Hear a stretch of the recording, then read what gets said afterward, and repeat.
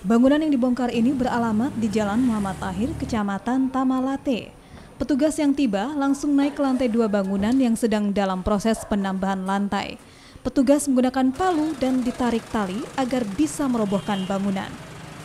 Kepala Bidang Penertiban Dinas Tata Ruang Kota Makassar mengatakan, pembongkaran lantai 2 bangunan ini terpaksa dilakukan karena pemilik bangunan melanggar garis sempadan bangunan. Selain itu, pemilik juga tidak memiliki izin untuk menambah bangunan. Selain membongkar, petugas juga menempelkan plang yang bertuliskan penyegelan bangunan karena melanggar aturan dan menambah bangunan tanpa izin. Pertama, tidak memiliki IMB. Yang kedua, tidak diperkenankan pembangunannya sejauh itu keluar karena daerah GSP.